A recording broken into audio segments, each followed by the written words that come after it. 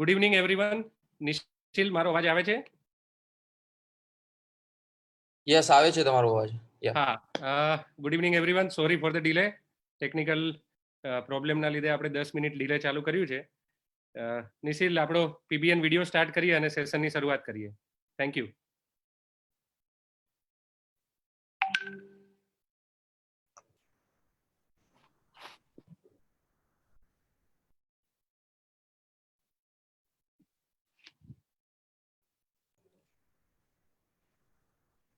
Audio નથી આવતો, નિશિલ. While there are many unknowns about the future, one thing is for sure. As long as we are together, our futures will be just as rewarding as they'll be exciting. Welcome to the Patel Business Network, where collaboration empowers businesses. As a business networking organization, the Patel Business Network is the first and only initiative of the Patel community that provides a unique platform and ample opportunities to shape businesses. Our members are business leaders from almost every sphere of commerce who believe strongly in the philosophy of Kar Bhala to Ho Bhala. Good deeds, good returns. This philosophy extends in our belief that business is an instrument of bringing good to the world. And when we connect together as a community of like-minded professionals, we open up endless possibilities to be the force of good for our community and our country. That's why we are focused on community building and exploring new ways in which our growing members can connect, share, collaborate, and expand their business. By passing referrals and encouraging other dynamic decision makers to become our members, PBN, within just a short span of time, has generated consistent and lucrative business through networking of its members alone. Following our core philosophy of unity, equality, and growth for all, we are committed to watch our community grow and expect to cross many milestones in the years to come. As we advance forward, backed by our growing memberships and strong partnerships, we see a world where collaboration is the new way of doing business, where geographic and personal barriers don't exist, where our values define our growth and our businesses find the right nexus. But most importantly, we see a world where PBN becomes a platform for growth, opportunities, and community development par excellence. And we welcome you to join our vision of the future. Patel Business Network, where collaboration empowers businesses.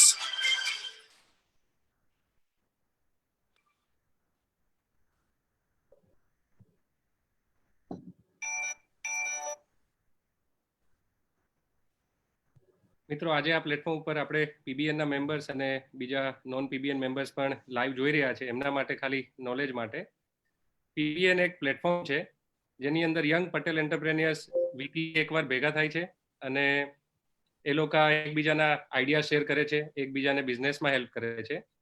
અને અવર philosophy is કર ભલા તો હો ભલા. Next slide please. Currently total પીબીએનના 12 chapter છે. અમદાવાદમાં 4, સુરતમાં 4, રાજકોટમાં 3, બરોડામાં 1 અને 665 મેમ્બર્સ છે અત્યારે પીબીએનના. અને સો ફાર 375 કરોડનો બિઝનેસ કરેલો છે. Next. Vision of PBN 2021. Total 20 chapters, member strength 1000 members અને બિઝનેસ 1000 કરોડનો પ્લાન કરીએ છીએ. નેક્સ્ટ. Good evening, everyone.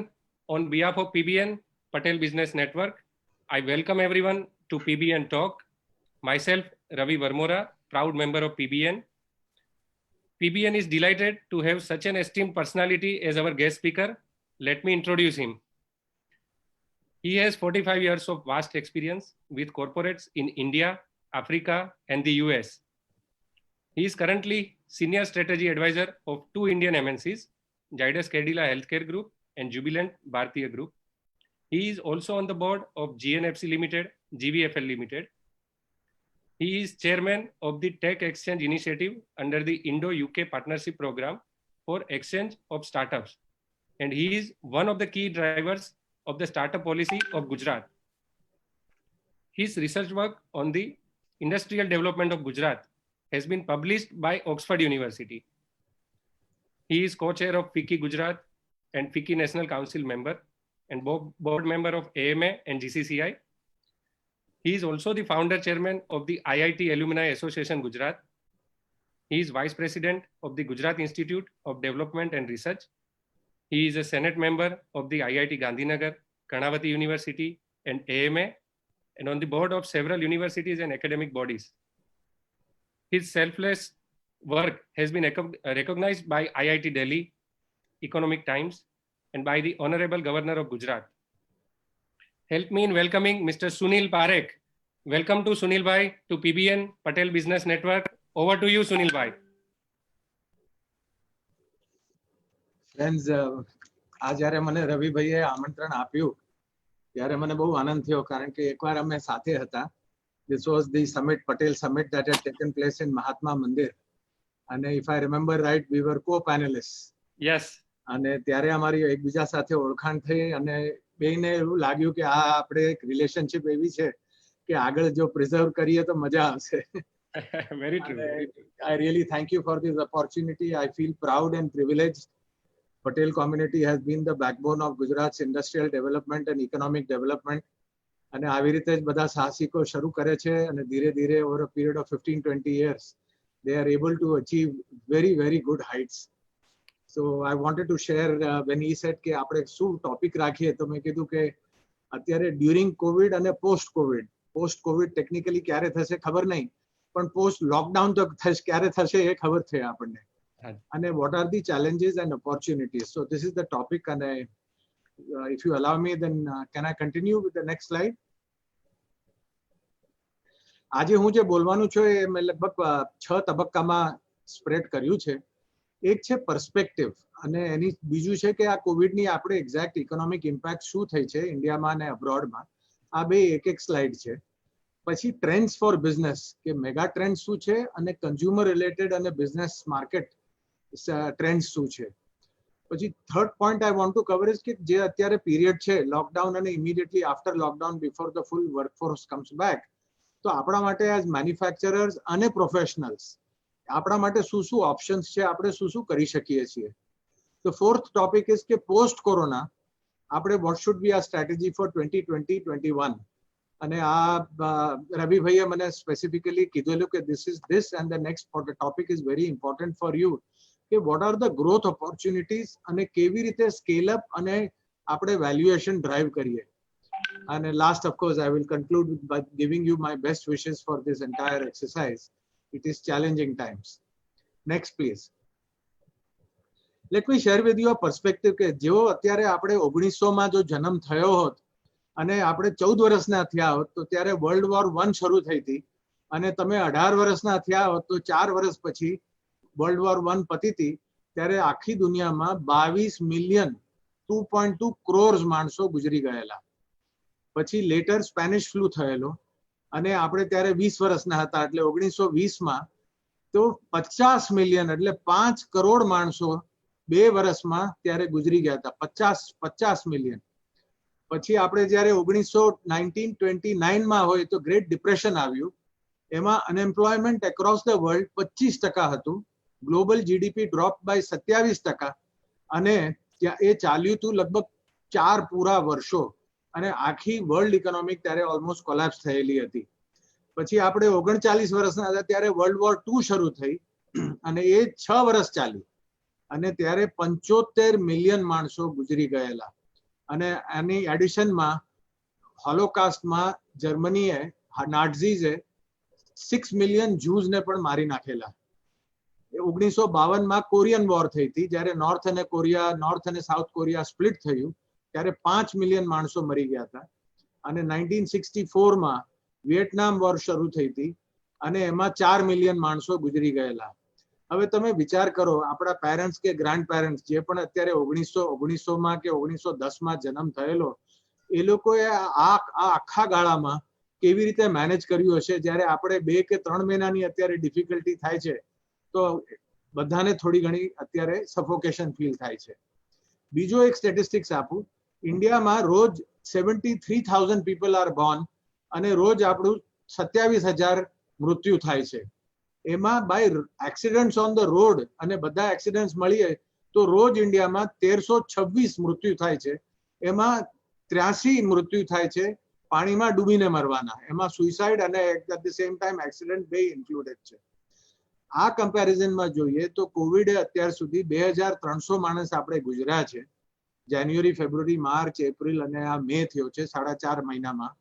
અને લગભગ જે કેસીસ થાય છે એના 85% કેસીસ એ કફ એન્ડ કોલ્ડ જેવું જ છે. થોડોક તાવ આવે છે, કફ થાય છે, ડ્રાય કફ છે અને એનામાં હોસ્પિટલાઇઝેશન જરૂર નથી.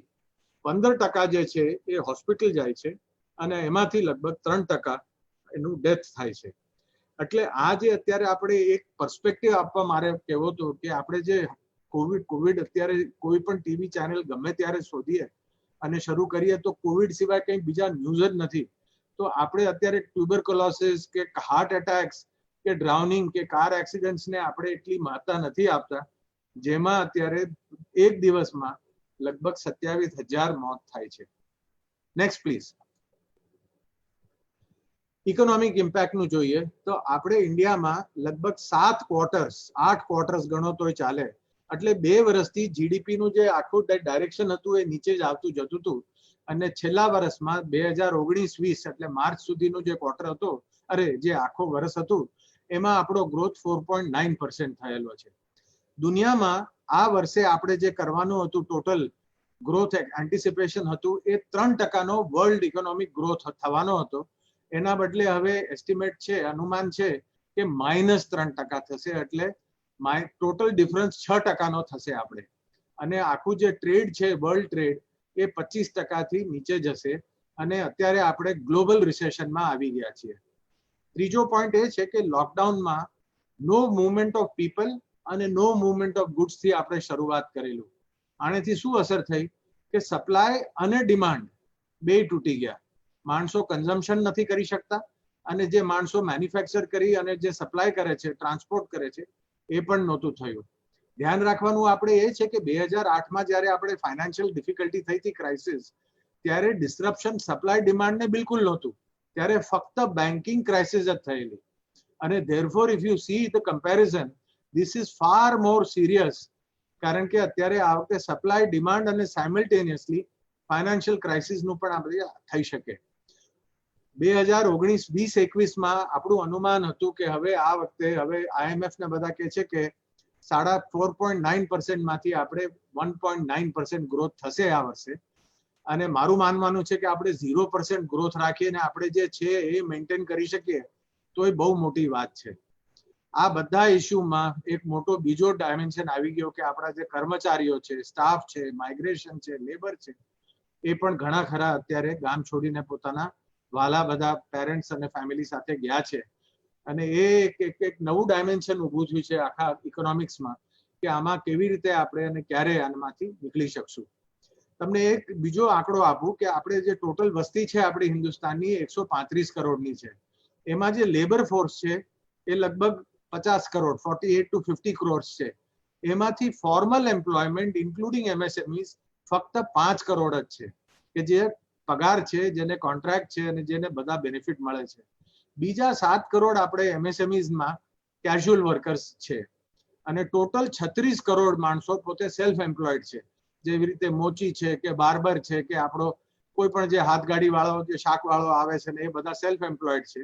અને 90% of 48 crore are daily wage workers. અને this is a very big issue for India, કારણ કે આ લોકો પાસે સેવિંગ્સ નથી હોતું, લિક્વિડિટી નથી હોતી, અને જ્યારે એ લોકોની આમદની કપાઈ જાય છે ત્યારે એ લોકોની સ્થિતિ બહુ નાજુક થઈ જાય છે. Next please. આ બધી પરિસ્થિતિમાં લગભગ 8 કે 9 મેગા ટ્રેન્ડ્સ જોવા મળે છે. અને આપણે જે બધા ધંધો કરીએ છીએ કે જો ધંધો કરવા માંગીએ છીએ તો આ ટ્રેન્ડ્સને આપણે ધ્યાનમાં રાખી અને આપણું બધું પ્લાનિંગ કરવું જોઈએ.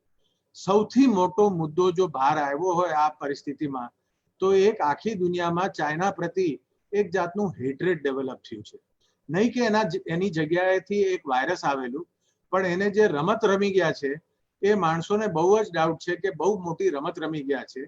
અને રમત આવી રીતે છે કે એ લોકોએ શાંઘાઈ આ વુહાનમાં થયેલું હુબે પ્રોવિન્સમાં ડિસ્ટ્રિક્ટમાં પણ શાંઘાઈ અને બેઇજિંગને એ લોકોએ પ્રોટેક્ટ કરીને સીલ કરી નાખ્યું, જ્યાં એકેય કેસ નહોતો થયો. અને જે પણ અફેક્ટેડ હતા કેસીસ એ બધાને એ લોકોએ પરદેશ જવાની છૂટ આપી એરોપ્લેનમાં.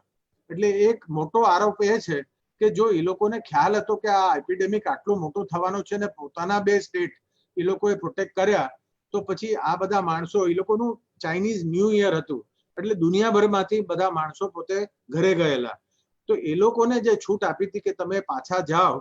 અને WHO નો એ લોકોએ એમ કીધું હતું કે WHO માં એમ કીધું કે એ લોકો આ જે ડિઝીઝ છે એ પર્સન ટુ પર્સન કોન્ટેક્ટ નથી થતો, એટલે તમારે પ્લેનમાં બેઠા હોય કે તમે આગળ જાઓ તો એમાં નથી થતું, એટલે એનો વાંધો નથી. જો એ હોત તો એ લોકો પોતાના બે સ્ટેટ કેવી રીતે બંધ કર્યા છે.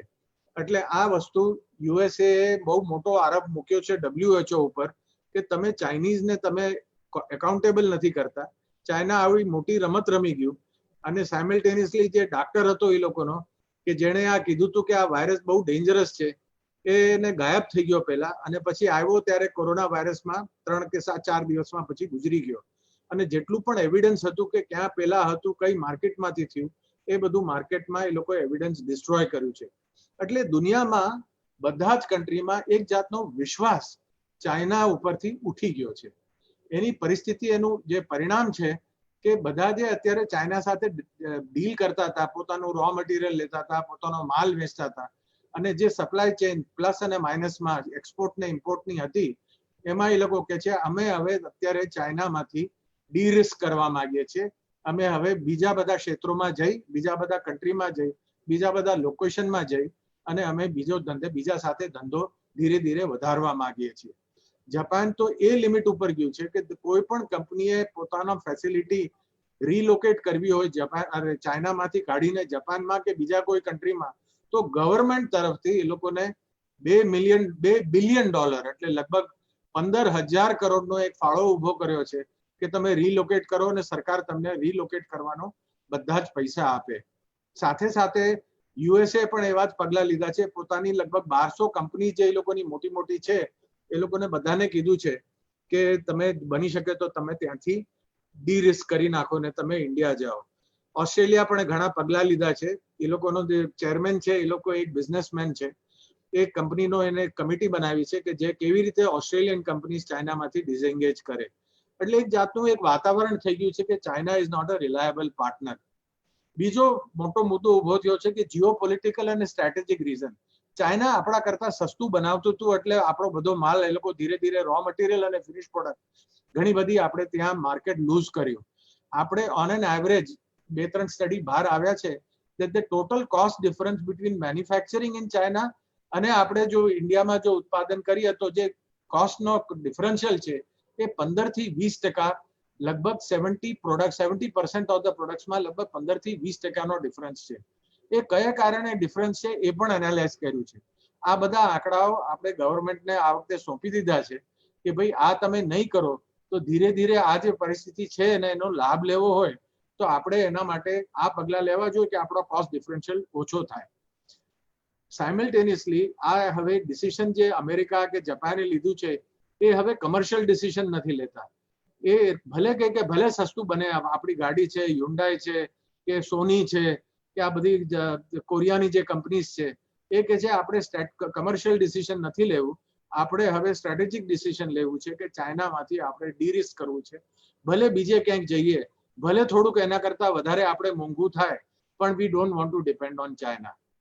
EUમાં એવી પરિસ્થિતિ ઊભી થઈ છે કે હવે આખું EU જ પડી ભાંગવાનું એવું લાગે છે, કારણ કે ઇટલી અને સ્પેનને જ્યારે મદદ જોતી હતી અને મેડિકલ અને એ લોકોને ઇકોનોમિક અને કમર્શિયલ સ્ટિમ્યુલસ EU પાસેથી જોતું હતું, કારણ કે એ લોકોએ કીધું કે જો સંગઠન હોય યુરોપિયન યુનિયનનું તો અમારે સંગઠન તરફથી અમને શું ફાઇનાન્શિયલ બેનિફિટ થયો છે.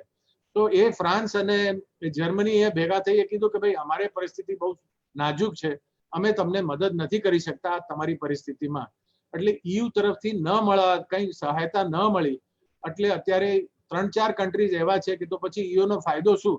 અમે અમારી બધી ફ્રીડમ તમને આપી, અમારું આખું ફાઇનાન્શિયલ મેનેજમેન્ટ તમને સોંપ્યું અને અમે તમારા રૂલ્સ એન્ડ રેગ્યુલેશન પ્રમાણે અમારું આખું બજેટ બને છે અને જ્યારે જરૂર પડી ત્યારે તમે EU પાસેથી જે ફાળો છે એમાંથી અમને તમે મદદ ન કરી તો EU પડી ભાંગવાની એવી પૂરી શક્યતા છે. એ લોકો 28 કન્ટ્રીનું સંગઠન છે અત્યારે. અને આનો આપણને ઇન્ડિયામાં શું ફાયદો થશે એના ઉપર આપણે ખાસ ધ્યાન રાખવું જોઈએ, કારણ કે આજે તક મળી છે એ બહુ મોટી છે. પછી ચોથો પોઈન્ટ છે કે હવે એન્ટી ગ્લોબલાઇઝેશન ડ્રાઈવ થઈ ગયું છે. અમેરિકા અને ચાઇનાની જે લડત થઈ એમાં $1.2 ટ્રિલિયન ના ટ્રેડ ઉપર અમેરિકાએ 15 થી 25% એનો ટેરિફ લગાડી દીધો છે. અને એ લોકોનો આરોપ છે ચાઇના ઉપર 1.5 વર્ષથી કે તમે કરન્સી ડેપ્રિશિએટ કરીને રાખો છો એટલે તમારું ફૂલ કોસ્ટ ઓફ પ્રોડક્શન તમે એની નીચે સચવાઈ સંભાળી લે છે અને માલ એનું ઉત્પાદન આખા દુનિયામાં કોમ્પિટિટિવ થઈ જાય છે. એટલે માર્કેટ રિલેટેડ એક્સચેન્જ રેટ નથી કરતા. બીજો મુદ્દો છે કે એ લોકોની જે ડિઝાઇન્સ અને ઇન્ટેલેક્ચ્યુઅલ પ્રોપર્ટી અમેરિકન કંપનીઝની છે એ ત્યાં બહુ મોટા પાયા ઉપર ચોરી થઈ જાય છે અને ચાઇનીઝ કંપની જેને ગવર્મેન્ટનો સપોર્ટ છે એ ડિઝાઇન લઈ અને પછી પોતાના ઉત્પાદન ત્યાં મૂકે છે. અને એવા એ લોકોના લગભગ 17 પોઈન્ટ્સ છે એના ઉપરથી લોકોએ ટ્રેડ નેગોશિએશન્સ કર્યું. અને એ જે છે એ કહે છે કે અમારે ગ્લોબલાઇઝેશન ચાઇના સાથે નથી જોતું, અમારે પ્રોટેક્શન કરવું છે, અમારે નેશનલ પ્રાયોરિટીઝમાં રહેવું છે. અને એક ગ્લોબલ ટ્રેન્ડ હવે ઊભો થયો છે કે ફ્રી ટ્રેડ કરીને જો આપણી જો પોતાની પોપ્યુલેશનને જોબ ન મળતી હોય તો એ ફ્રી ટ્રેડ કોના કામનું. પાંચમું છે કે ટ્રસ્ટ હેઝ ગોન. એટલે હવે WHO, બેઇજિંગ, એરલાઇન્સ અને આ બધા જે ઇશ્યુઝ જે ઊભા થયા છે એ હવે જ્યાં સુધી તેનો કોઈ જવાબ નહીં મળે ત્યાં સુધી આ એક ફિલિંગ રહેવાની છે અને આપણને તેનો પૂરો લાભ લેવો જોઈએ. બીજો મોટો મેગા ટ્રેન્ડ એવો ઉભો થયો છે કે બધું હવે ડિજિટલ થઈ ગયું છે. Work from home. તમે નહીં માનો, કંપનીઝ પાસે 1200-1500 જે મોટી કંપનીઝ છે એના માટે મોટી મોટી ઓફિસીસ એ લોકોએ તૈયાર કરી છે.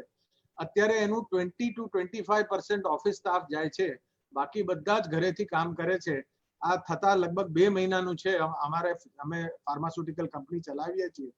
તો હવે ખરેખર એવું લાગે છે કે આવી રીતે જ રહીએ તો પછી આપણું રેન્ટ, ઇલેક્ટ્રિસિટી અને મૂવમેન્ટ અને ટ્રાફિક આ બધું જ ઓછું થશે. બધું જ સરસ કામ ચાલે છે. અને જે એવા જ નોકરી છે કે એવા જોબ છે કે જેમાં ખાસ કરીને આપણે બહાર જવું પડે એ જ આપણે અત્યારે ઓફિસમાં બોલાવીએ કે મીટિંગ્સ માટે બોલાવીએ.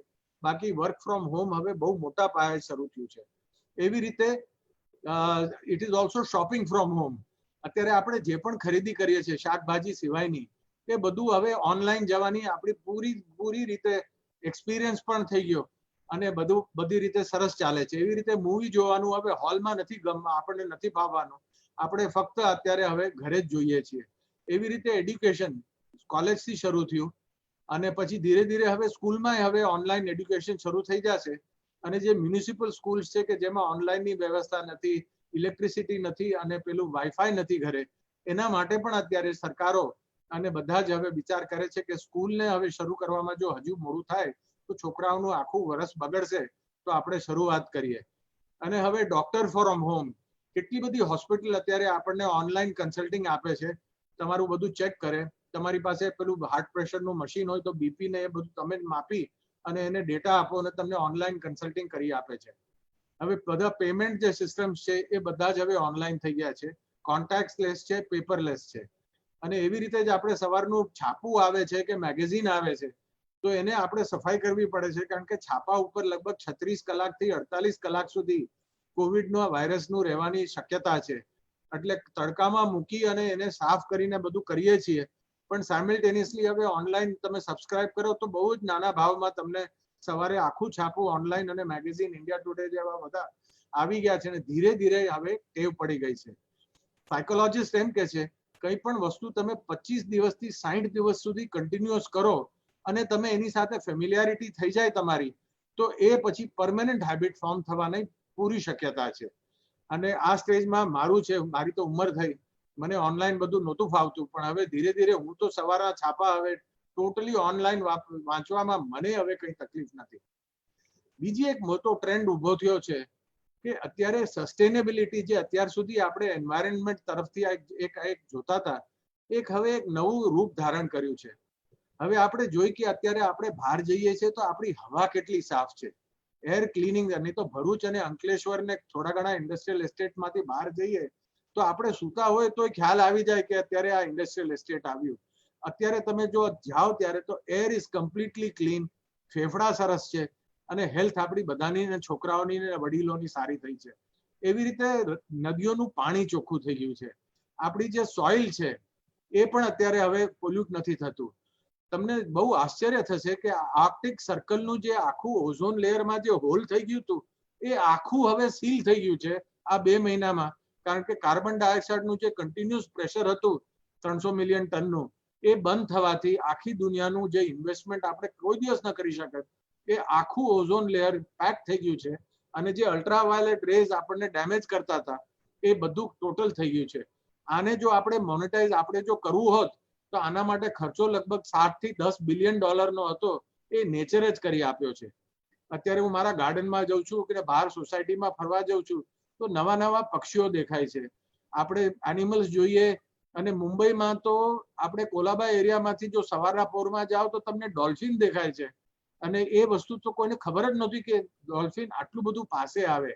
અને જલંધરમાં જે ફોટા આવ્યા હતા કે લગભગ 200 માઇલની દૂરીમાં એ લોકોને અત્યારે હિમાલયા માઉન્ટેન ડેવલપ દેખાય છે ક્લિયરલી.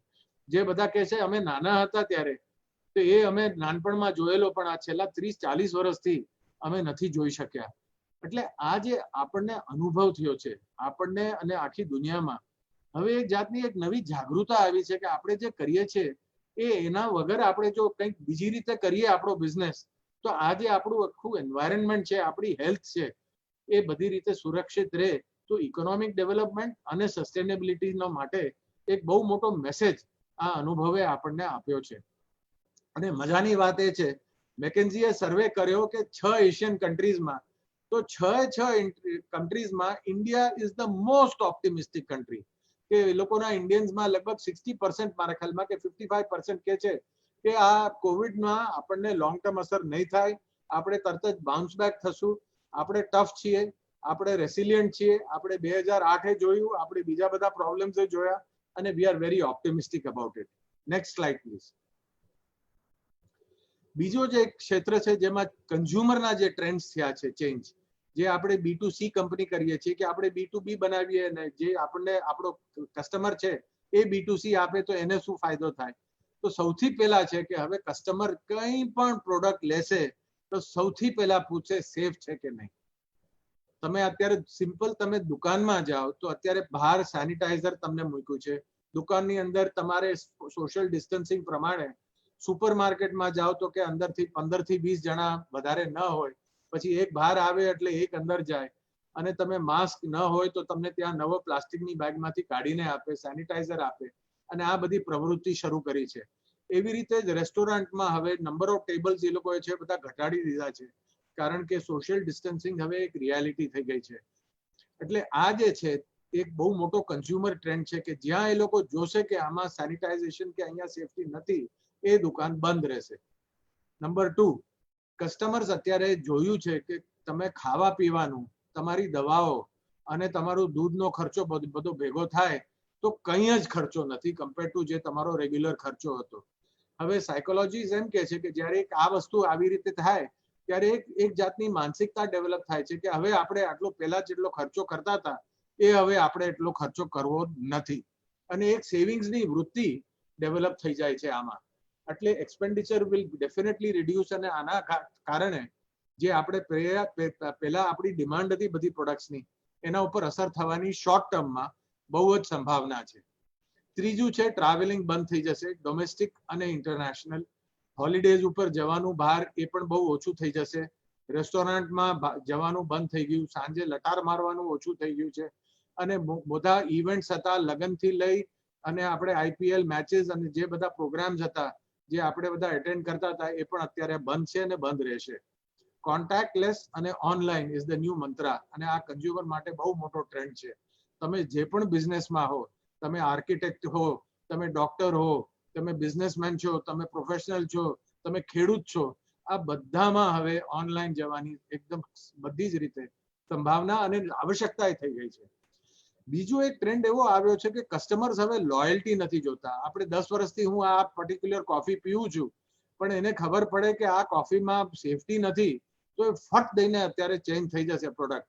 એટલે તમારી બ્રાન્ડ અને તમારે જે એડવર્ટાઇઝિંગ અને તમારું જે કોમ્યુનિકેશન છે એ ચાલુ રાખજો, ભલે લોઅર વોલ્યુમ ઉપર હોય. B2C પ્રોડક્ટ્સ માટે લોયલ્ટી અત્યારે જાળવવા માટે એ મેસેજ ચોક્કસ મોકલજો કે તમારી બધી પ્રોડક્ટ સેફ રહે છે. માણસો પેલા બહુ જ રો મટીરિયલ, રો ફૂડ ને સલાડ ને બધું ખૂબ ખાતા હતા. હવે ધીરે ધીરે ટ્રેન્ડ એવો આવી ગયો છે કે ભાઈ કુક્ડ અને પેક્ડ હોય અને પ્લાસ્ટિકમાં સરસ રીતે પેક થઈને આવે તો બહારનું પ્લાસ્ટિક ધોવામાં બહુ ઈઝી છે. બેકિંગ પાવડર અને પાણીમાં નાખીને તમે 10-15 મિનિટ રાખો અને હાઉસવાઈફ અને જે પણ ઘરમાં મદદ કરતા હોય એ લોકો માટે બહુ ઈઝી થઈ ગયું છે. પણ બાકી એટલે there is a shift in કે ભાઈ પેક્ડ ફૂડ હોય કે કોઈ પણ પ્રોડક્ટ હોય સેફલી પેક્ડ હોય તો એમાં people will prefer to buy it. અને લાસ્ટ પોઈન્ટ ઇઝ કે જે આપણે મોબિલિટી હતી, જે આપણે શેર કરતા હતા, કે સ્કૂટર ઉપર 2 જણા બેસીએ કે ગાડીમાં જઈએ તો એક ચલાવે ને બીજા 2 જણા બેસી જાય, બસ પકડીને આપણે જતા હતા, મેટ્રોમાં જતા હતા, એ બધું હવે બધા પ્રિફર કરવાના છે કે આપણે એકલા જઈએ. મોટરસાયકલ છે, સાયકલ છે, અને એ બધું આપણે 1 by 1 જઈએ કે ફેમિલી મેમ્બરને લઈને જઈએ તો એક આ બીજો મોટો ટ્રેન્ડ ચેન્જ થઈ ગયો છે. Next please. મેન્યુફેક્ચરિંગ આપણે કરીએ છીએ અને જે આ ક્ષેત્રમાં છે એમાં સૌથી મોટી જે ચેલેન્જ છે આપણે કે અત્યારે આપણું લેબર અને મેનપાવર અત્યારે 20-30% અને જો લકી હોય તો 40-50% સુધી જ અત્યારે છે. હવે આને કેવી રીતે હેન્ડલ કરવું એના જે સોલ્યુશન્સ છે એ છેલ્લી લાઈનમાં હું તમને કહીશ કે ઓછા માણસોથી ફૂલ કેપેસિટી ચલાવવું હોય તો એના માટે શું શું પ્રયોગો કરવા પડે. સેકન્ડ એ છે કે આપણે જે લેબર છે જે આવે છે એનું સેફટી અને security is the most important. આપણી જિમ્મેદારી થાય છે કે એ લોકોને ફૂલ પ્રોટેક્શન કરીએ અને પ્રોટેક્શન કરવા માટે ફક્ત 4 વસ્તુ કરવાની જરૂર છે. સૌથી મોસ્ટ ઇમ્પોર્ટન્ટ છે કે રોજના રોજ ધોયેલા માસ્ક એ લોકો જો સાથે લાવે તો સાથે, અને આપણી તરફથી આપવાના હોય તો નવા આપણે આપીએ અને સાંજે નાખી દે અને એ આપણે ધોઈને કાલ નેક્સ્ટ ડે માટે આપી શકીએ. બીજું છે સોશિયલ ડિસ્ટન્સિંગ. તમારું જે ફેક્ટરીનું લેઆઉટ છે, તમારે જે ઓફિસમાં બેસવાની વ્યવસ્થા છે, તમારે જે મુવમેન્ટ છે, મુવમેન્ટ ઓફ ગુડ્સની જે જગ્યાઓ છે, એ બધું ફરીથી વિચાર કરી અને લેઆઉટ બદલી અને આ સોશિયલ ડિસ્ટન્સિંગ રાખવું પડશે. ત્રીજું છે દરેક વસ્તુ લગભગ 30 મિનિટે બધાએ પોતાને ઓટોમેટિક એક લાઉડસ્પીકર ઉપર કે એક અલાર્મ મૂકી અને ફેક્ટરીમાં કે ઓફિસમાં બધાએ કંઈ પણ કર્યું હોય કે ન કર્યું હોય સેનિટાઈઝ પોતાના હાથ સારી રીતે કરવાની જરૂરિયાત છે. કારણ કે ગમે ત્યારે આવે, સેન્ટ્રલ એસી ચાલતું હોય તો એમાં પણ આ કોવિડ આવી શકે છે. એટલે તમારે કન્ટિન્યુઅસલી આમાં સેનિટાઇઝેશન 30 to 40 મિનિટ્સમાં એકવાર કરવાનું છે. ઓફિસના ટેબલ ઉપર બેસા કે વર્કર્સ પોતાના મશીન હોય તો ગ્લવ્સ કાઢી કે ગ્લવ્સ ઉપર પણ. અને ચોથો જે મુદ્દો છે એ બહુ પાયાનો છે, એ તમે પ્લીઝ સાચવીને સાંભળજો. આ મારો અનુભવ છે. અમે લગભગ અત્યારે 8,500 માણસોની ફેક્ટરી ચલાવીએ છીએ અને અમને રોજ એ બીક લાગે છે કે આ ફાર્માસ્યુટિકલમાં આટલા કામ કરતા હોય માણસો, કોઈક ને કોઈક 8 થી 10 કલાક ફેક્ટરીમાં છે પણ બાકીના જે 14 કલાક બહાર રહે છે એમાં ક્યાંય પણ એને જો કોવિડ થાય અને પાછો જો ફેક્ટરી બીજે દિવસે આવે અને જે એને કંઈ સિમ્ટમ્સ ન હોય તો આખી ફેક્ટરી બંધ કરવી પડે છે. એ કાયદો છે. એના માટે અમે આ સોલ્યુશન કાઢ્યું અને બહુ જ સરસ ચાલે છે. એ સોલ્યુશન હું તમને તમારી સાથે શેર કરું છું. અમારા 2 મહિનાનો અનુભવ છે. અને એ સોલ્યુશન એ છે કે તમારો જે એક ઇન્ડિવિજ્યુઅલ વર્કર છે એનું જે તમારી આખી ફેક્ટરીમાં કે ઓફિસમાં જે મુવમેન્ટની જે છે જગ્યા એ તમે રિસ્ટ્રિક્ટ કરો કે આ ફ્લોરથી વધારે કે આ ક્ષેત્રથી વધારે એને જ્યાં કામ ન હોય તો લટાર મારવા માટે ન જાય. એમ્પ્લોયી હોય તો બાથરૂમ જશે, પોતાના 2 મિત્રોને મળશે, તો લંચ સાથે લંચમાં પોતાના મિત્રોને લઈને જશે અને પાછો આવશે. એ ચેન્જ રૂમમાં જઈને પોતાનું ઓવરઓલ કે પેલું પહેરશે. તો આ બધાનું અને સુપરવાઇઝર મળશે, ક્વોલિટી કંટ્રોલ વાળાને મળશે. બધું થઈને 9 થી 10 માણસોથી વધારે કોઈ પણ માણસને એને કોન્ટેક્ટ કરવાનો જેને જરૂર નથી તો that you must avoid.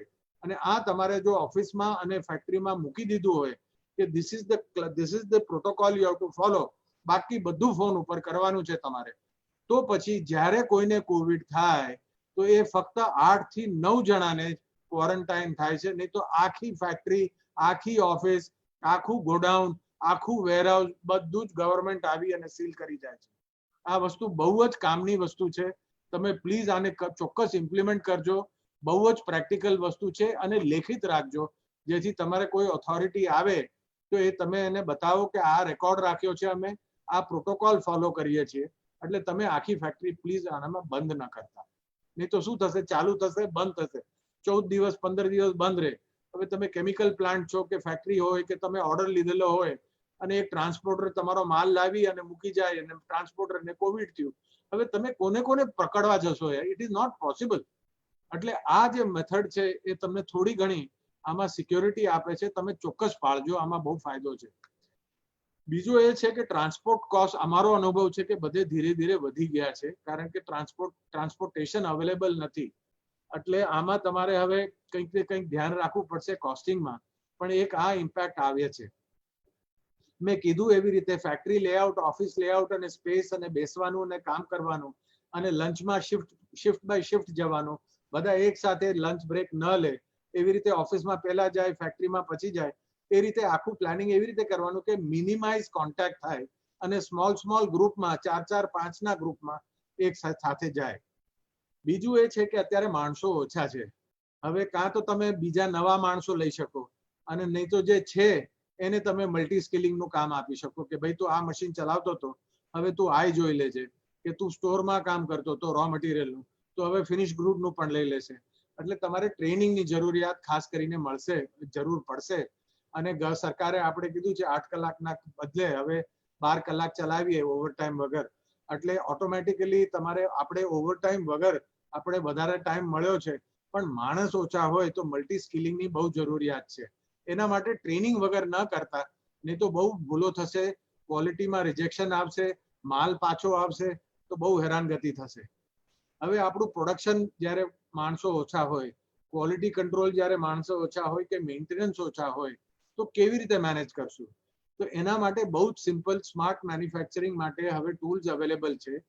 AR છે ઓગમેન્ટેડ રિયાલિટી, VR છે વર્ચ્યુઅલ રિયાલિટી, અને હું થોડુંક એક્સપ્લેન કરીશ. પછી મશીન લર્નિંગ, આર્ટિફિશિયલ ઇન્ટેલિજન્સ અને IoT.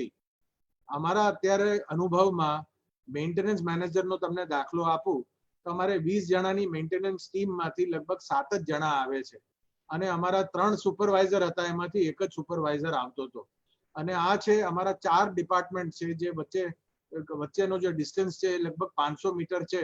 એટલે અડધો કિલોમીટર તમે ફેક્ટરીમાં ચાલો તો એ માણસ આવા જવામાં ને બ્રેકડાઉન થાય તો એ બહુ માથાકૂટ થઈ રહી હતી.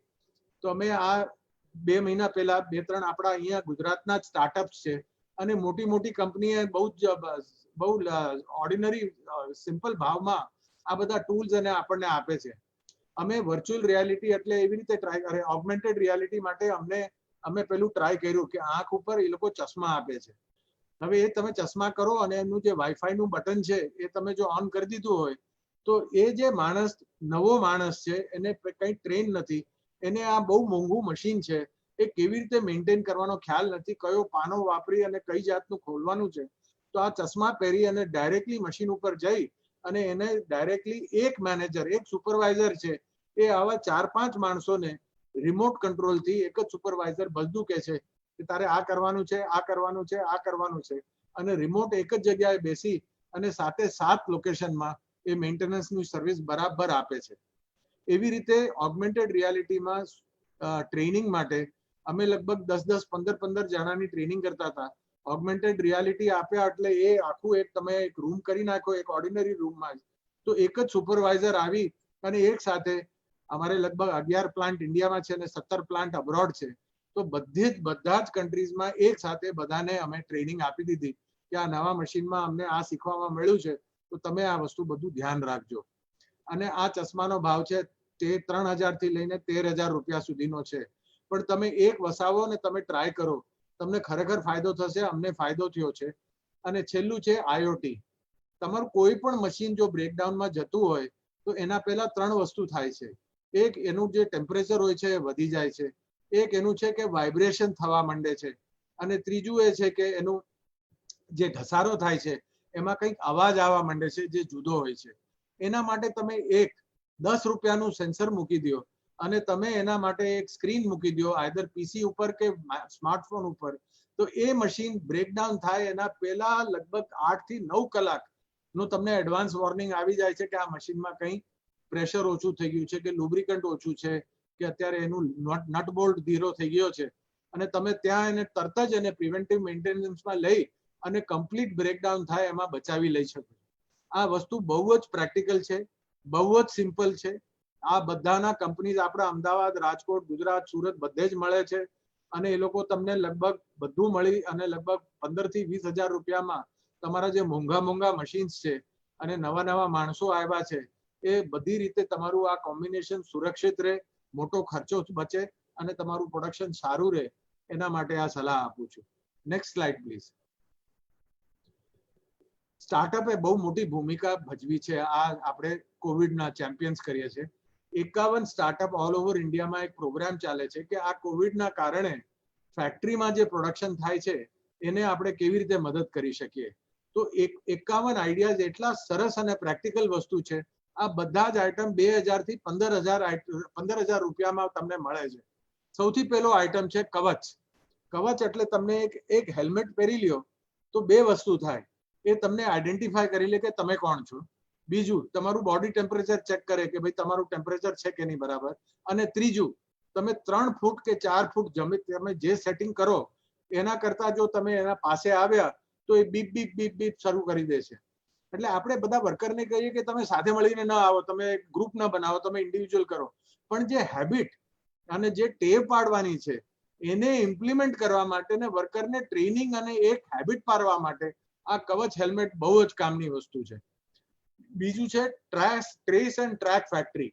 તમે એક આ એપ લઈ લ્યો અને એ એપમાં ઓટોમેટિકલી તમને દરેક વર્કર ઉપર એ લોકો એક બેન્ડ આપે છે. એ દરેક વર્કર આવે સવારે ત્યારે પહેરીને આવે અને ત્યારે પછી ગમે ત્યાં ફરે આખા ફેક્ટરીમાં તો તમે એને ટ્રેક અને ટ્રેસ કરો. જ્યારે કોવિડ થાય તો તમારે 7-8 દિવસનો એનો ટ્રેક રેકોર્ડ મળી જાય તો એટલા જ માણસો ડાયરેક્ટલી ક્વોરન્ટાઇનમાં જાય જેની સાથે એનો સંપર્ક થયો છે. તમારે હવે સેલ્સ અને એ પણ માર્કેટિંગ પણ શરૂ કરવું પડશે. તો મોટા જે ડિસ્ટન્સીસ છે કે બીજા ગામમાં જઈને કે બીજી ડિસ્ટ્રિક્ટમાં જઈને તો ફિલ્ડ સ્ટાફ જે છે એને મોનિટરિંગ કરવા માટે પણ હવે સોફ્ટવેર અવેલેબલ છે. એ પણ 10 થી 15,000 રૂપિયામાં છે. હવે ઇલેક્ટ્રોનિક સેનિટાઇઝર્સ આવી ગયા છે which are also very very effective, જેમાં કંઈ કોન્ટેક્ટ કરવાની જરૂર જ નથી. એ હાથ પણ કરે અને સાયમલ્ટેનિયસલી કંઈ પણ માલ હોય તો એને ઇલેક્ટ્રોનિકલી સેન્સિટાઇઝ કરી અને તમારા કન્વેયર ઉપર મૂકી દે કે તમારું મોબાઈલ ફોન હોય કે એ બધું હોય તો એ સેનિટાઇઝ થઈને જગ્યામાં રહે અને પછી જતી વખતે તમારે લેવું હોય તો એ પણ લઈ શકો છો. આ સ્ટાર્ટઅપ છે new ventilator design, new respirator design. Respirator એટલે ફક્ત ઓક્સિજન આપવાનું કામ છે. વેન્ટિલેટર એટલે તમારું ફોર્સ બ્રીધિંગ કરવાનું કામ છે. જે સિરિયસ કેસ હોય છે એ જ વેન્ટિલેટર ઉપર જાય છે અને જે 15% હોસ્પિટલ જાય છે એ લોકોને ફક્ત રેસ્પિરેટર જ જોઈએ છે. તો આ બેની નવી ડિઝાઇન્સમાં બહુ જ સરસ અને લો કોસ્ટ વેન્ટિલેટરનો ભાવ લગભગ 9 થી 12 લાખનો છે. હવે જે નવા વેન્ટિલેટર આ સ્ટાર્ટઅપ્સે બનાવ્યા છે એ 1.25 લાખ ને 1.5 લાખની વચ્ચે એ જ કામ સરસ રીતે થાય છે. અને હવે માસ્ક બનાવે છે. પણ હવે એક બહુ નવી અને મજાની વાત થઈ. એક સ્ટાર્ટઅપ એવો છે કે જે કહે છે કે હવે માસ્ક બ્લુ કલર અને ગ્રીન કલરનો જે સ્ટાન્ડર્ડ માસ્ક આવે છે એ પહેરીને બધા માણસો કંટાળી ગયા છે. એટલે હવે જે તમે શર્ટ પહેર્યું હોય એના મેચિંગ કલરમાં હવે માસ્ક બનવાને વેચાવા માંડ્યા છે. એટલે ફેશન શરૂ થઈ છે કે તમે જે અત્યારે સૂટ પહેર્યો હોય કે કોટ પહેર્યો હોય તો તમારે એ રીતે તમે જે ટાઈ પહેરો કે જે મીટિંગ માટે જાઓ તો એના બદલે તમે એ જ કલરનો માસ્ક પહેરીને હવે જાઓ. અને જે નોર્મલ માસ્ક 10 થી 20 રૂપિયાનો છે તો આ માસ્ક લગભગ 35 થી 60 રૂપિયામાં ફેશન માસ્ક તરીકે હવે શરૂ થયો છે અને માર્કેટ આનું બહુ મોટું થઈ ગયું છે. હવે ફૂટ ઓપરેટેડ સેનિટાઇઝર્સ પણ તમે જોયા હશે આવી ગયા છે, જેમાં હાથથી તમારે ઉપરનું જે પ્લન્જર હોય સેનિટાઇઝરનો એના બદલે નીચે પગથી દબાવો તો ઇન્ડસ્ટ્રીયલ અને ઓફિસ એપ્લિકેશનમાં આ બહુ સેફ છે કારણ કે ઇટ ઇઝ કોન્ટેક્ટલેસ અને ફોન કંટ્રોલથી હવે એપ આવી ગયું છે. તમે લિફ્ટમાં જાઓ તો તમારે પોતાનો મોબાઈલ ફોન તમે લિફ્ટના બટન ઉપર રાખી અને એનો ફોટો લ્યો અને એને દબાવો તો તમારે કયા ફ્લોર ઉપર જવું છે તમારા મોબાઈલ ફોન ઉપર જ તમે ક્લિક કરો તો ઓટોમેટિકલી એ સિગ્નલ લિફ્ટમાં જાય છે. એટલે એક આ ટોટલી કોન્ટેક્ટલેસ થઈ ગયું છે. એટલે અને આ કોન્ટેક્ટલેસ ઘણી બધી વસ્તુએ ઘણી બધી જગ્યાએ આપણે કરવું પડે છે. એ પણ અત્યારે આ 51 છે. આ આઇટમ્સ તો મેં તો અહીંયા લગભગ 8-9 તમને જણાવ્યા, પણ 51 બ્રિલિયન્ટ આઈડિયાઝ નવા આવ્યા છે. બધા સસ્તા છે, એફોર્ડેબલ છે અને માર્કેટમાં હવે આવી ગયા છે. કોકની શરૂઆત થઈ છે અને કોકો કે 40-50 હજાર પોતાની યુનિટ્સ ઓલરેડી વેચી છે. તમે ચોક્કસ આ બધા આઇટમ્સનો ઉપયોગ કરો. સસ્તું છે અને વ્યાજબી છે અને they are very effective. Next please. Ravibhai, મને જરા ટાઈમનું ભાન નથી રહેતું, તમે મને કહેજો મારે ક્યારે બંધ કરવાનું છે. ટાઈમ આપણે ઘણા ક્લોઝ છીએ, એટલે થોડું પાસ કરીને છેલ્લે ક્વેશ્ચન આન્સર્સ માટે 10-15 મિનિટ મળે, 10 મિનિટ એવો ટ્રાય કરીશું આપણે. તો મને જરા કન્ટિન્યુ કરીએ, કોઈ વાંધો નહીં. અચ્છા, ના, કારણ કે મારે સબસ્ટન્સ ઘણું છે મારી પાસે, એટલે તો પછી ના, હવે આ નોલેજ લેવા જ બેઠા છીએ, એટલે પ્લીઝ કન્ટિન્યુ, અને છેલ્લે આપણે 5 થી 7 મિનિટ ક્વેશ્ચન આન્સર્સ માટે રાખીએ એવો પ્રયત્ન કરીએ. અચ્છા, સારું, ઓકે. હવે આ અત્યારે કોવિડ નું જયારે થાય છે, જયારે આપણા રેવન્યુ સાવ ઝીરો થઈ ગયા છે, ત્યારે લિક્વિડિટીની સ્વાભાવિક છે કે લિક્વિડિટીની પ્રોબ્લેમ થઈ જાય છે. હવે આપણે ચાર જાતનું પેમેન્ટ કરવાનું છે. એક સ્ટાફની સેલેરી છે, પછી ઇલેક્ટ્રિસિટી છે, પછી તમે રેન્ટ આપતા હોય તો રેન્ટ છે, અને બીજા જે નાના મોટા જે ખર્ચા છે. તો આમાં લગભગ almost all medium and small scale ઇન્ડસ્ટ્રીઝે બધાએ રેન્ટ રીનેગોશિએટ કર્યું છે. ઇલેક્ટ્રિસિટી વાળાને કીધું છે અમે 3 મહિના પછી આપશું, કે અમે જ્યારે ફેક્ટરી શરૂ થાય ત્યારે પછી આપશું.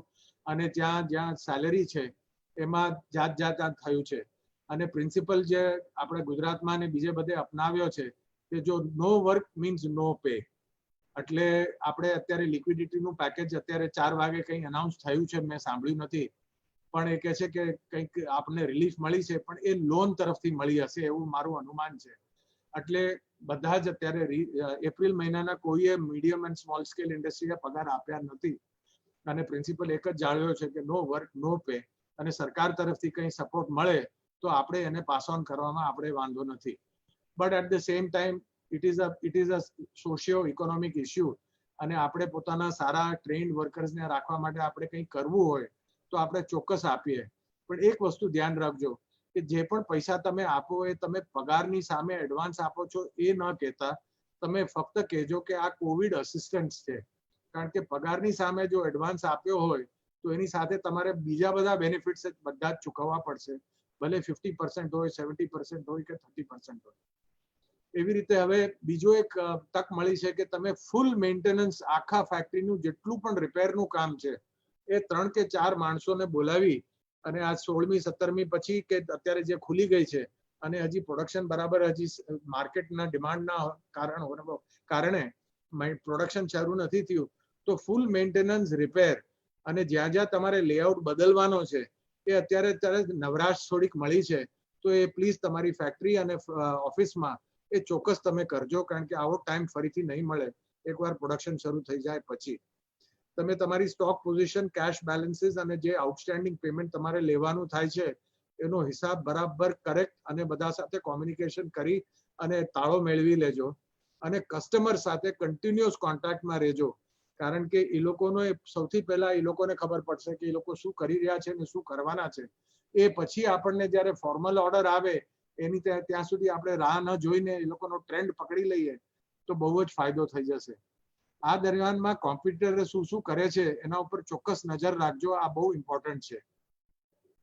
અને એક છેલ્લો મુદ્દો આ ફર્સ્ટ લોટમાં છે કે તમારી જે કેપેસિટી છે બિઝનેસ કરવાની એ તમે ફરીથી કેલ્ક્યુલેટ કરજો.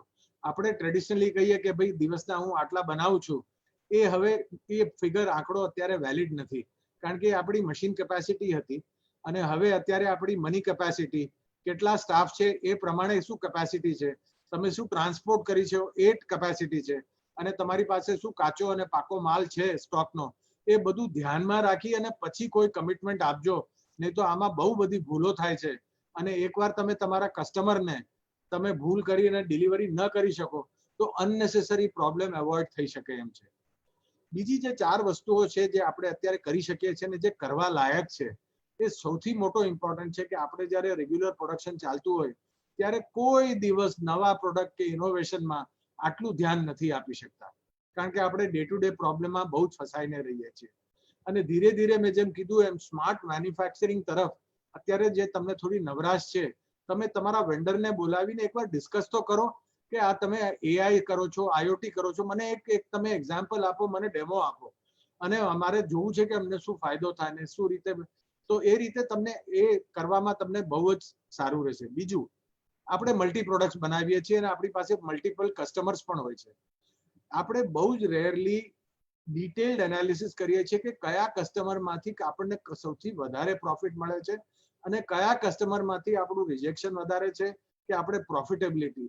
એટલે કસ્ટમર વાઇઝ અને ચેનલ વાઇઝ તમે પ્રોફિટેબિલિટીનું આ કેલ્ક્યુલેશન કરવાની બહુ જ જરૂર છે કે જેથી ત્યારે ફરીથી શરૂ કરો તમે ત્યારે આંકડા સાથે તમે કરી શકો. છેલ્લો મુદ્દો એ છે કે કોસ્ટ તમારે રિડ્યુસ કરવાનો છે. કોસ્ટ રિડક્શનના ઘણા બધા ટૂલ્સ છે.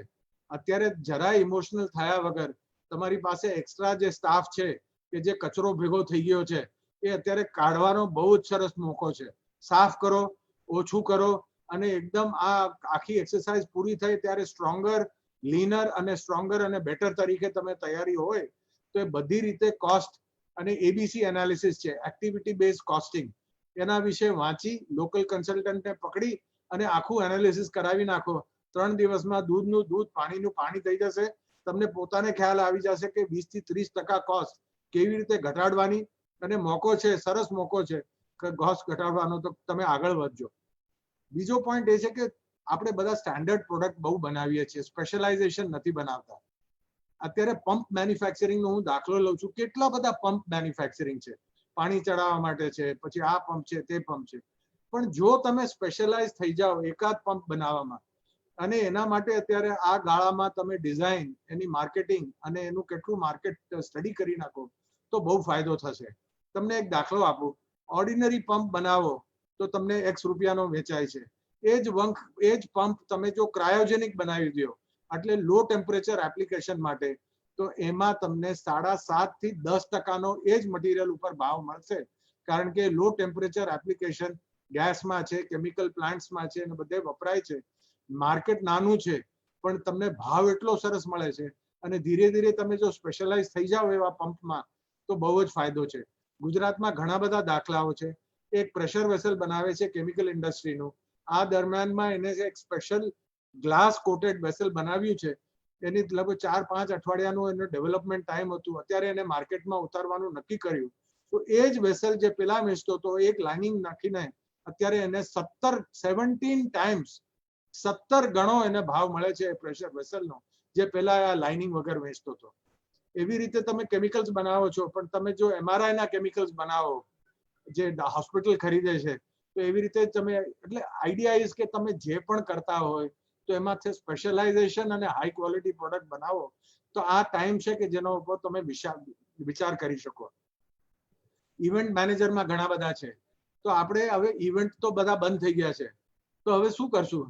પણ તમે એમાં પણ જો સ્પેશિયલાઇઝેશન કરો કે ભાઈ સ્કૂલ્સ અને કોલેજીસના વર્ચ્યુઅલ જે પ્રોગ્રામ છે કે જે ગ્રેજ્યુએશન સેરેમની છે કોલેજની, જ્યારે બધાને ડિગ્રી મળે છે કે બધા કોલેજમાં દાખલ થાય છે ત્યારે ઓરિએન્ટેશન પ્રોગ્રામ છે કે એન્યુઅલ ડે છે, તમે એમાં જો સ્પેશિયલાઇઝ થશો તો તમે એટલા બધા બીજા કરતા આગળ વધી જશો કે બધી સ્કૂલો, બધી કોલેજો તમારી પાછળ ઇવેન્ટ કરવા માટે ઓનલાઈન અને પછી ઓફલાઈન માટે આવશે.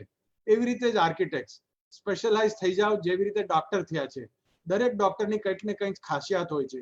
એવી રીતે જનરલ આર્કિટેક્ટના રહેવા કરતા એ તો તમે કરી જ શકો છો, પણ એક કે બે ક્ષેત્રમાં તમે સ્પેશિયલાઇઝ થઈ જાઓ તો એટલી જ મહેનત કરવામાં તમારી આમદની બહુ જ વધી જાય છે.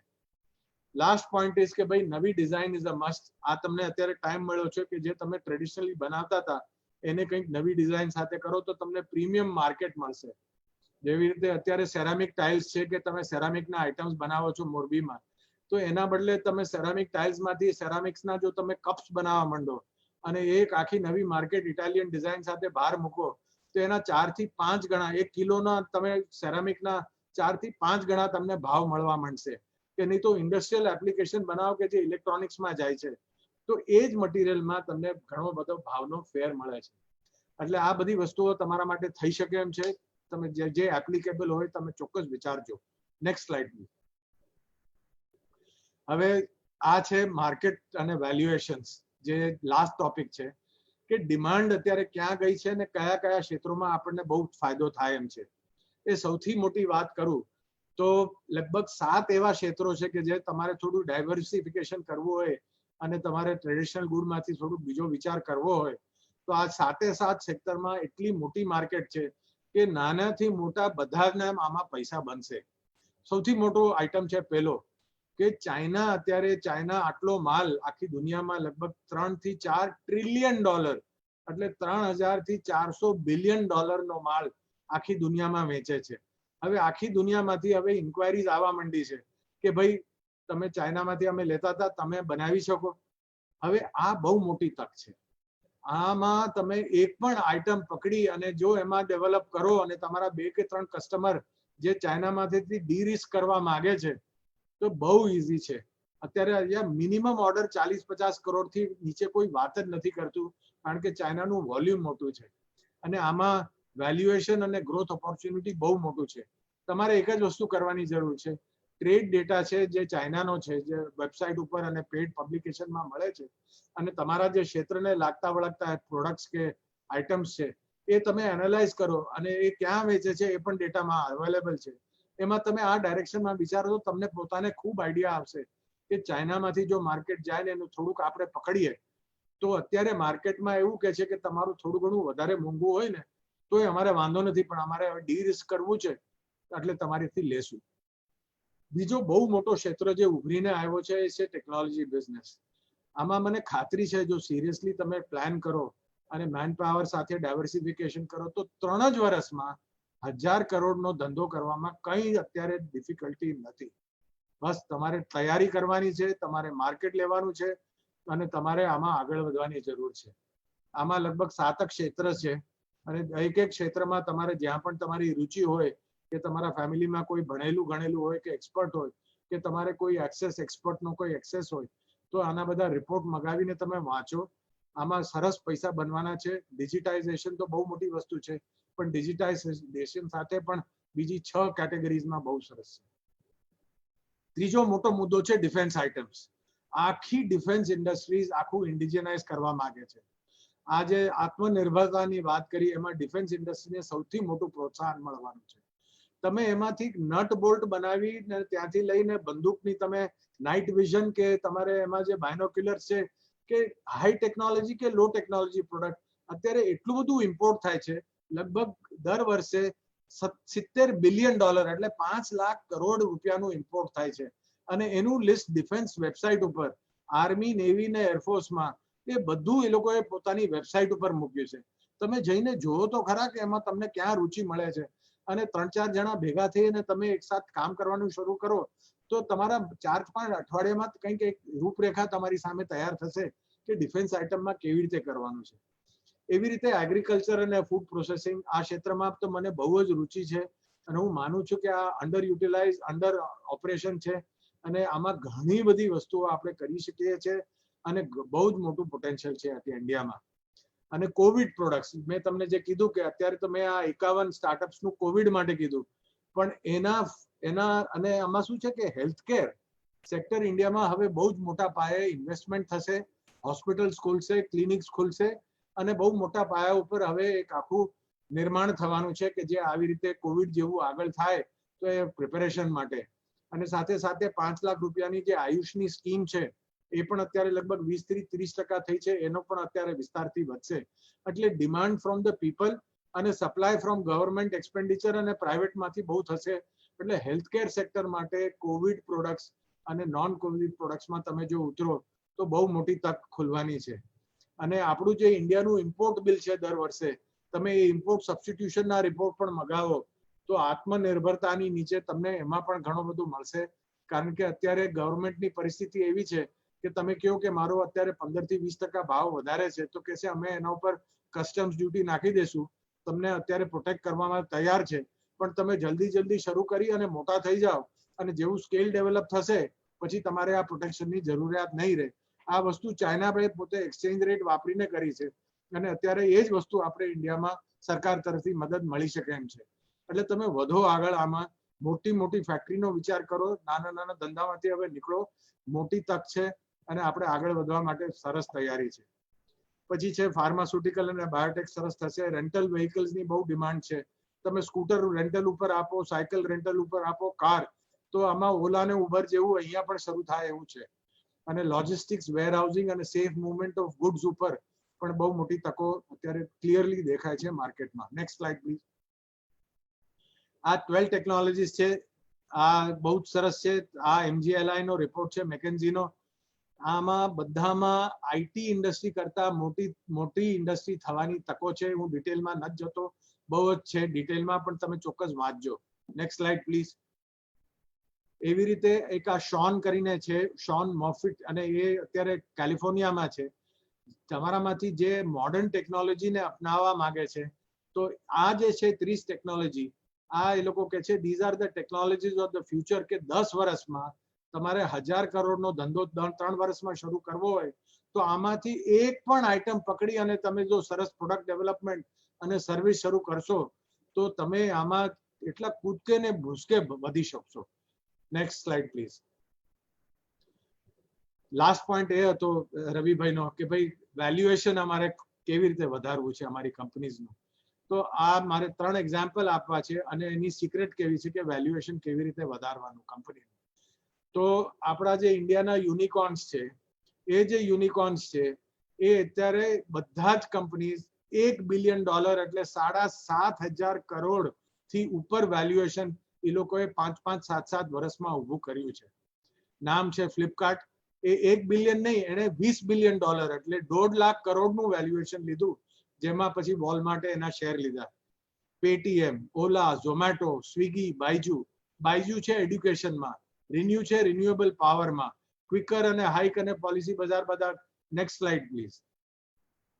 આ અત્યારે બહાર છે ને અત્યારે જે $1 બિલિયન મને એમ હતું કે એ લોકો એન્ટર કરશે, એમાં ઓલરેડી રિવિગો, બિગ બાસ્કેટ, ફ્રેશવર્ક્સ, ઓયો અને book my show A $1 billion club 7,500 કરોડનું વેલ્યુએશન લઈ આવ્યા છે. Next slide please. આ કયા કયા ક્ષેત્રમાં થયું છે? આ ક્ષેત્ર થયા છે consumer services, e commerce, enterprise technology એટલે ઝોહો, ફ્રેશવર્ક્સ, ન્યૂ સિગ્મા, ધ્રુવા અને આઇસર્ટિસ. પછી ફિનટેકમાં છે પેટીએમ, ફોન પે, પોલિસી બજાર અને બિલ ડેસ્ક. લોજિસ્ટિક્સમાં છે ડિલિવરી અને રિવિગો. ટ્રાન્સપોર્ટ ટેકનોલોજી અને મોબિલિટી. ક્લીન ટેકમાં ReNew Power. Travel tech, media and entertainment. એડટેકમાં બાયજુઝ અને એડટેકમાં ઇમ્બોબી, એડવર્ટાઇઝમેન્ટ ટેકનોલોજી.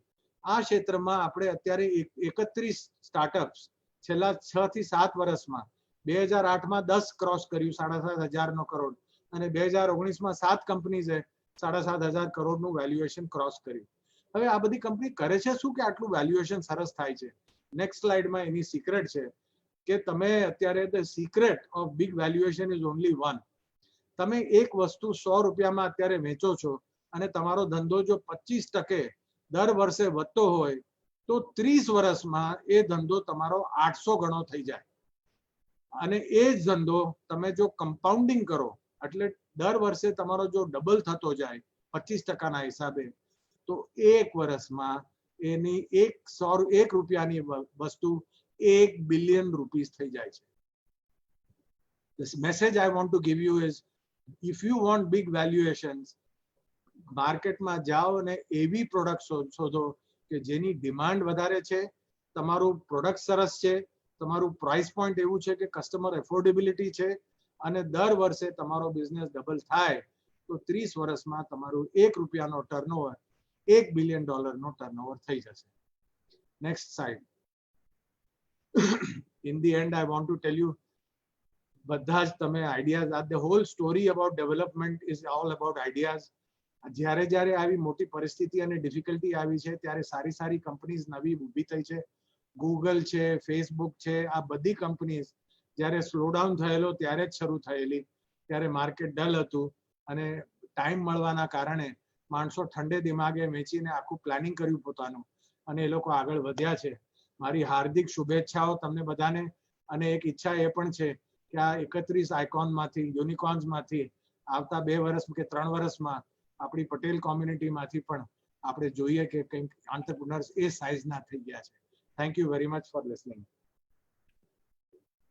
સુનિલભાઈ, બહુ સરસ આપણે શેર કર્યું અને પીબીએન વતી હું કમિટમેન્ટ આપું છું કે આપને ડેફિનેટલી આપે જે વિશ કર્યું છે એ પ્રમાણે યુનિકોર્ન પટેલ કમ્યુનિટીમાંથી આપને ઓછામાં ઓછા સમયમાં જોવા મળે. લાસ્ટમાં આપણે હવે ક્વેશ્ચન આન્સર્સ જે છે એમાં રાજકોટથી ભરતભાઈ આપણી સાથે છે, એમને ક્વેશ્ચન્સ છે. પ્લીઝ નિશિલ એમને અનમ્યુટ કરો અને let him ask the question. Bharatbhai Hapani. Let Sunilbhai come back. Yeah. हाँ बोलो बोलो. Sunilbhai, first of all, thank you very much. Not moving to the formalities because already Ravi Bhai is taking care of that part. I have a few questions. One thing is, as you rightly said, like government અત્યારે ઘણા બધા packages ને બધું declare કરે છે. ગઈકાલે પણ મોદી સાહેબે કીધું ઘણા બેનિફિટ્સ ને પાસ કરવાના પાસ ઓન કરેલા છે અને 4-5 દિવસમાં ઘણી બધી ગાઈડલાઇન્સ પણ આપને આવશે. હવે ગવર્મેન્ટ તો જે ઇકોનોમીને બૂસ્ટ કરવા માટે તેને ઘણું બધું કરે જ છે, પણ as a Indian, as a individual મારે એવું શું કરવું જોઈએ કે જે આ પેન્ડેમિક સિચ્યુએશનની અંદર હું નેશનને સપોર્ટિવ થઈ શકું?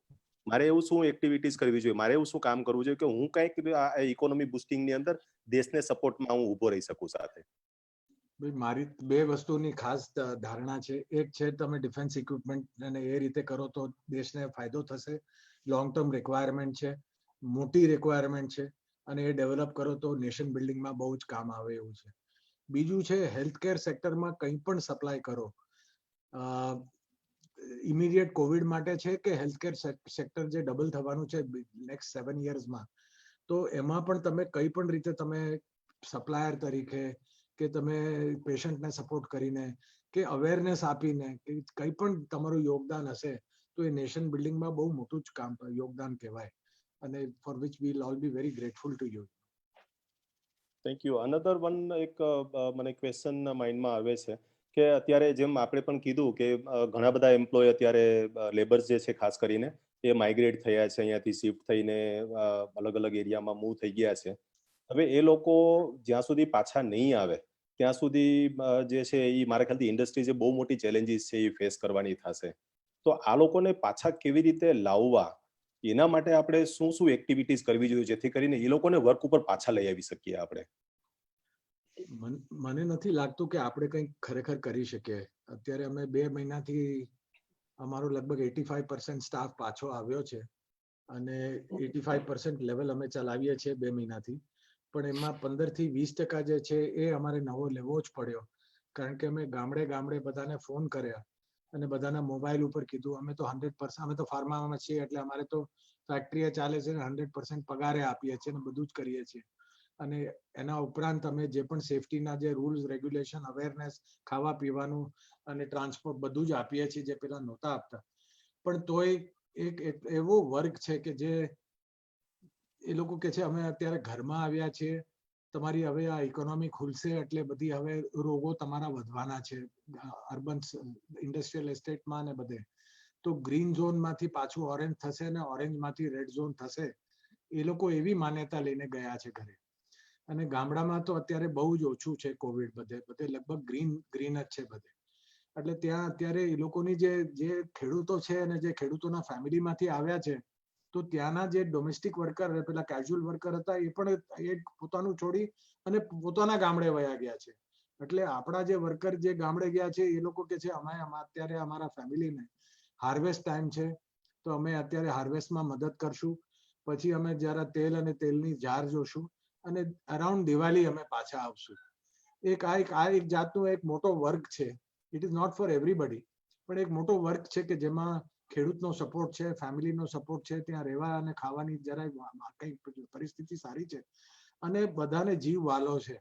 એના પેરેન્ટ્સ હોય કે એ લોકો ઘણાને કહે કે ભાઈ છોકરા તારે અત્યારે ગામ નથી જવું, તારે ઇન્ડસ્ટ્રીમાં નથી જવું, તને કોવિડ થશે તો તું જે અમારી આશા છે તો પછી દિવાળી થતી રોકાઈ જા.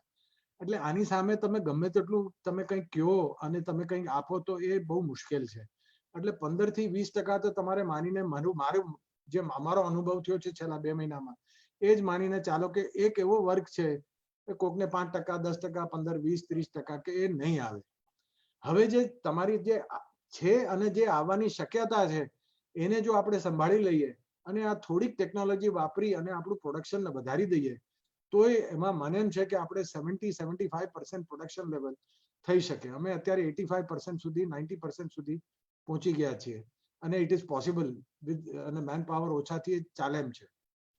ઓકે, થર્ડ વન અને એક લાસ્ટ ક્વેશ્ચન છે મારો. રિક્વેસ્ટ છે કે ટાઈમની લિમિટેશન્સ છે એટલે બાકીના સિટીમાંથી બી એક ક્વેશ્ચન ને આપણે લઈ લઈએ.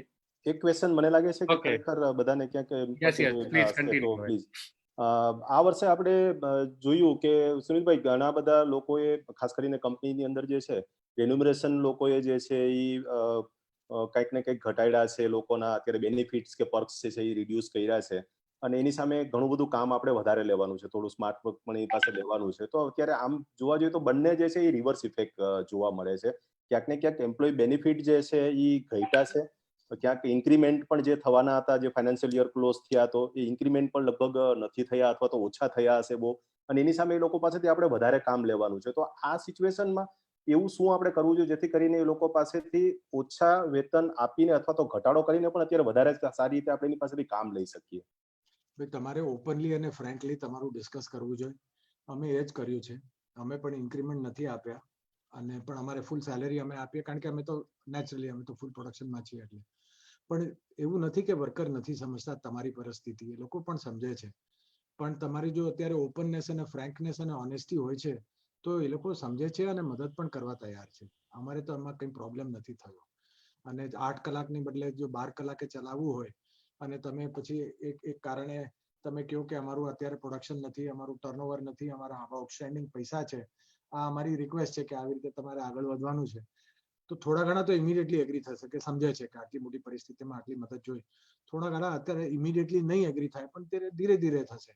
પણ આમાં તમે એક પોતાનું જે ઓનેસ્ટી જે છે ને, પર્સનલ ઓનેસ્ટી, કે તમારા ઉપર જો વિશ્વાસ, અને જ્યારે પરિસ્થિતિ સારી થાય ત્યારે તમે એમને સપોર્ટ પણ કરો, એક જાતની એવી ધારણા થઈ જાય છે ને, તો એક જાતનું એક આ ક્રાઇસિસના હિસાબે એક જાતનું ફેમિલી જેવું બંધન પણ તમે ક્રિએટ કરવાની એક તક છે. તો મારી તો આશા છે કે અમારો અનુભવ સારો છે અને આઈ હોપ કે વિશ કે તમારો અનુભવ સારો રહે, પણ it is based on mutual trust અને honesty. Thank you very much. Ravibhai, please move forward. Thank you Bharatbhai. આપણી સાથે અમદાવાદથી મનીષભાઈ પટેલ છે. મનીષભાઈ, આપને રિક્વેસ્ટ કરીશ કે આપ એક ક્વેશ્ચન પૂછો અને બાકી આપણે આગળ સુરત અને બરોડાથી એક એક ક્વેશ્ચન લઈએ આગળ. તો નિશિલ, પ્લીઝ મનીષભાઈને અનમ્યુટ કરો અને લેટ મનીષભાઈ આસ્ક ક્વેશ્ચન. સર, આપણે વાત થઈ કે ચાઇનાથી ઘણી બધી કંપનીઓ ડાયવર્ટ થઈ રહી છે ને જેનો ફાયદો આપણે ઇન્ડિયામાં લઈ શકીએ, પણ ઘણી બધી લોકો જે વિઝિટ કર્યા છે એ લોકોનું માનવું છે કે ત્યાં આગળ જે ઇન્ફ્રાસ્ટ્રક્ચર અને એ લોકોએ માર્કેટ જે ઊભું કર્યું છે એ કદાચ આપણે અહીંયા આગળ ગવર્મેન્ટ પોલિસી એ બધાને કાઉન્ટર કરીને આકર્ષિત કરી શકશે ખરી?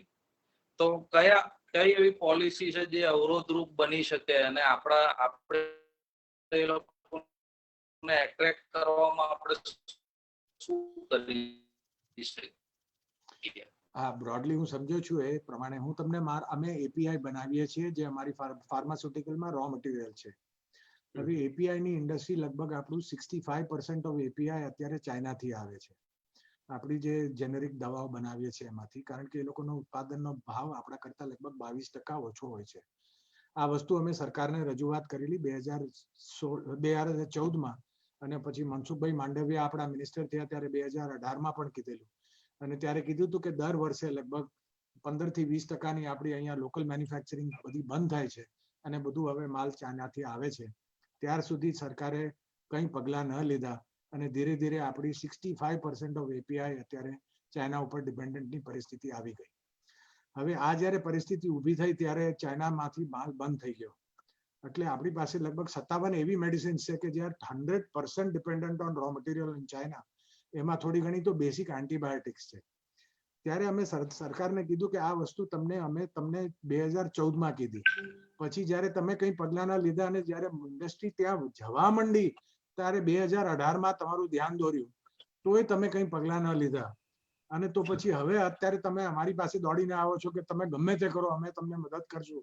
તો અમે હવે કેવી રીતે કરીએ? તમે કંઈક કોન્ક્રીટ પગલાં અત્યારે લ્યો તો કંઈક વિચાર કરીએ, કારણ કે ફેક્ટરી જે છે, મટીરિયલ પડ્યું છે એ હવે ડાયવર્ટ કરી અને અમે એમાં બીજું બધું ઉત્પાદન શરૂ કરી દીધું છે.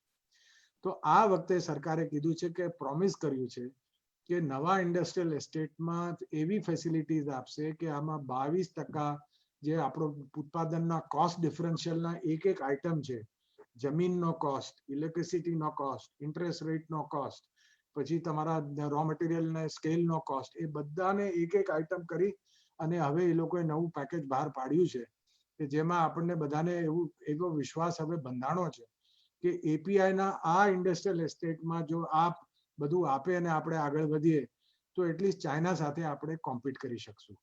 બીજું તમારું ધ્યાન એ દોરવું છે કે ચાઇનામાં અત્યારે પગારો બહુ વધી ગયા છે. એ જે પહેલા લેબર કોમ્પિટિટિવનેસ અને લેબર પ્રોડક્ટિવિટી ઉપર એ લોકો આપણેથી બહુ સસ્તું બનાવતા હતા, એ આપણા કરતાં લગભગ બમણું નહીં તો 3 ગણા લેબરના ભાવ થઈ ગયા છે. એટલે એક જગ્યાએ આપણું અત્યારે કોમ્પિટિટિવનેસ ઓન લેબર કોસ્ટ વધારે છે અને સાયમલ્ટેનિયસલી જો આ બધી ફેસિલિટીઝ આપણને જે અત્યારે આ લોકોએ પેકેજમાં મૂકી છે એ બધું ભેગું થાય તો અમારું અનુમાન છે ફાર્માસ્યુટિકલ ઇન્ડસ્ટ્રીમાં કે જે એપીઆઈની ઇન્ડસ્ટ્રીઝ ટોટલી ચાઇનામાં ડિપેન્ડ થયેલી હતી એ ધીરે ધીરે 2 વર્ષમાં લગભગ આપણે ઇન્ડિપેન્ડન્ટ થઈ જઈએ એ પૂરી શક્યતા હવે ઊભી થઈ છે. Thank you. સુરતથી આપણી સાથે રિકુંજભાઈ છે.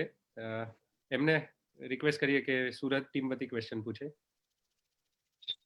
Hello hello. હા, સંભળાય છે રિકુંજભાઈ.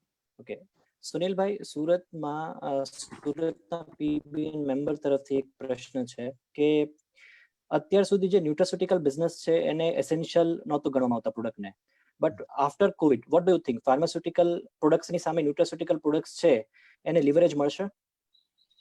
સ્પેસિફિકલી નહીં મળે. અને વેલનેસ અને ઇમ્યુનિટીના કન્સિડરેશનને ધ્યાનમાં રાખીને પણ ના, નથી એ રીતે. ફોર એક્ઝામ્પલ અત્યારે આપણી ઘણી બધી આયુર્વેદિક પ્રોડક્ટ છે જે તુલસી ઉપર છે, આમળા છે, આપણું ચ્યવનપ્રાશ છે, આ બધા ઇમ્યુનિટી ડેવલપ કરવા માટે જ છે. આપણું આયુર્વેદિક પ્રોડક્ટ છે, આપણી હોમિયોપેથીની દવાઓ છે, પણ એનામાં સ્પેશિયલ કેટેગરી નથી.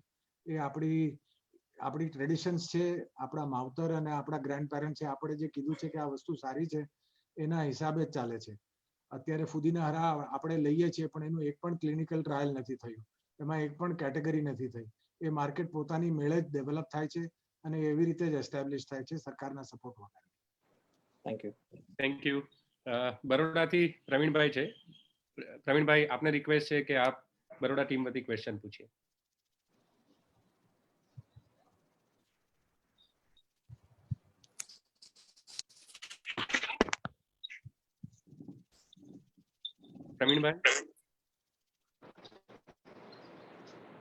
પ્રવીણભાઈ, અવાજ આવે છે?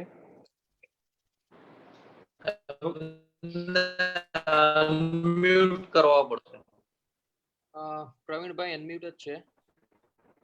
ઓકે પ્રવીણભાઈ, લાસ્ટ ટાઈમ અવાજ આવે છે? નો પ્રોબ્લેમ, આપણે વધુ સમય નહીં બગાડતા. હું એક લાસ્ટ ક્વેશ્ચન પૂછી લઉં. સુનિલભાઈ, અત્યારના કરંટ સિનારીઓઝમાં જે ઓવરસીઝ કોન્ટ્રાક્ટ કોઈ કંપનીઝ કરતી હોય તો કઈ કરન્સી રાખવી જોઈએ? યુરો, યુએસડી, આઈએનઆર કે RMB? Vote do you suggest? અત્યારે તો સિચ્યુએશન એવું છે કે કરન્સીની સિચ્યુએશન બધાએ જ અત્યારે પેલું શું કહેવાય કે સ્ટિમ્યુલસ પેકેજ આપ્યું છે. યુએસએ બહુ મોટું સ્ટિમ્યુલસ પેકેજ આપ્યું છે. એ લોકોએ 10% ઓફ જીડીપી જે રીતે આપણે રૂપીમાં પણ કર્યું છે. તો સ્ટિમ્યુલસ પેકેજ જે કન્ટ્રી વધારે આપે એને કરન્સીનું ડિપ્રિસિએશનનો ચાન્સ વધારે હોય છે. ઓકે, એટલે that is the guiding principal.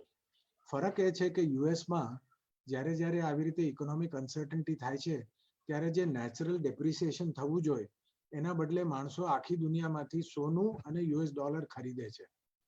એટલે એ ભાવ પડતો નથી.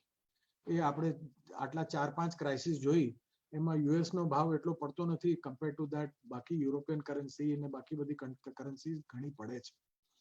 એટલે તમારે જો આપણે રૂપી તો ડેપ્રિશિએટ થોડું ઘણું થશે, પણ એમાં ફાયદો એ થયો છે કે અત્યારે ઓઇલના પ્રાઇસીસના ઘટવાના કારણે આપણું પણ ફિસ્કલ ડેફિસિટ ઓછું થયું છે. એટલે કરંટ એકાઉન્ટ ડેફિસિટ જે પ્રેશર આપે છે ડોલર ઉપર, એટલે મને નથી લાગતું કે યુએસ એટલે dollar seems to be a stable currency અને 75 થી 80 વચ્ચે ફ્લક્ચ્યુએટ થશે, એનાથી વધારે નહીં થાય એવું મારું અનુમાન છે. Okay. So let us come to the conclusion. And on behalf of PBN, I thank you, Sunil Bhai, for sharing your wisdom and give us your valuable time. Thank you, Sunil Bhai, and everyone who has contributed directly or indirectly to make this event a memorable event. Thank you very much, everyone. Thank you once again. Thank you.